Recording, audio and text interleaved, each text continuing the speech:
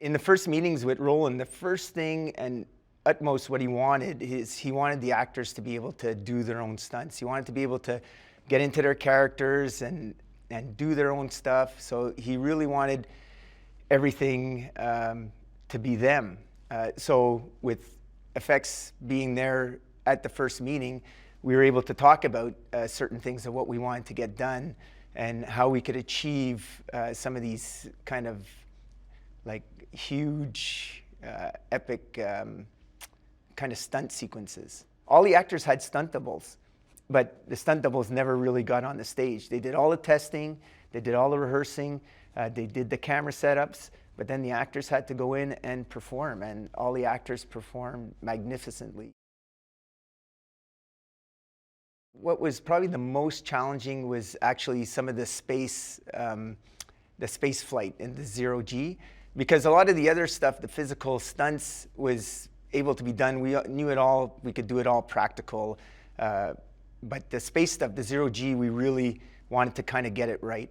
And so also in the first initial meeting as well with Guillaume and Roland, we talked about really not trying to invent anything new to achieve zero-G. So we were going to go back to using a lot of the old style systems, and Guillaume wanted to develop a motion travel kind of system where they were kind of able to travel lengthwise up and down and rotate using some small gimbals. I was so impressed with John Bradley and his work ethic, and because we had a double for him for when the big tidal wave crashes through the hotel, but once that he was blown to the back, we pounded John with wave after wave, and he was just a trooper, like in this water tank. And then he had to do all his zero-G stuff in the spaceship. When gravity is pulling people up, we collaborated with Guillaume in the sense that he was going to take care of flying barbecues and tents and that, and I was going to fly, and my rigging team were going to fly the human elements, so all the stunt people. So basically through talking with visual effects and talking with Roland, we just needed to get to know what angle of trajectory we wanted the people to fly in. The big scene where the tidal wave comes in through the hotel lobby, Guillaume and his effects team had made these two 4,000-gallon dump tanks that were rigged at the front of the stage. And so basically on action, he could dump 8,000 gallons of water at one time, which came in and blasted through the doors. So if you can imagine 8,000 gallons, I know my swimming pool at home is 10,000 gallons. So I could just imagine that volume of water coming through a lobby. It comes through with such a force.